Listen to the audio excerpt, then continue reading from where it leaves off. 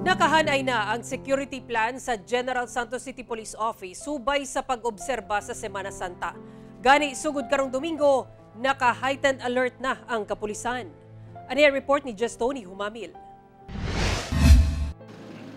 Nakahanay na ang security plan sa General Santos City Police Office alang sa Semana Santa. Sugod karong Domingo atol sa Palm Sunday. Naka-heightened alert na ang kapulisan. Gawas sa mga simbahan.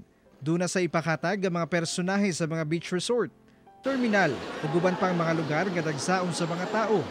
Gipakusga na sabang seguridad sa checkpoints pasulod sa syudad. Busa nag-awhag ang GSCPO sa mga motorista ug mga commuter.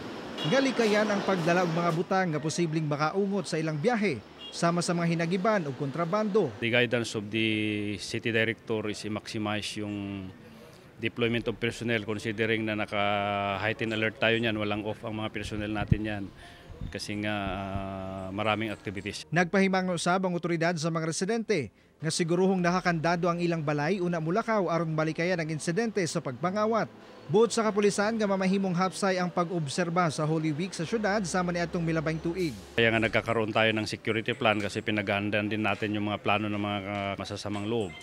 Kasi ni-expect din nila na yung mga tao alis sa mga kanilang mga kabahayan and yan yung mga the best time ng isagawa na rin nila yung mga hindi magandang activities nila like pagnanakaw. Samtang gipahugta na sabang seguridad sa Bulaong Terminal. Pagsulod pa lang sa terminal, usa-usa nga gina-check sa otoridad ang mga bagahe sa mga pasahero. Kini aron walay makalusot nga mga kontrabando.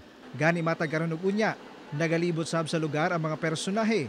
Samtang nag-anunsyo na ang buhatan nga atol sa Semana Santa, alas 5 sa buntag ang first trip sa mga bus ug van, ug alas 6 sa gabi ang last trip. Always yun na ginaparimain na mo sa mga pasahero nga number 1, bawal magbili ng mga bagahe diri bisan nasa.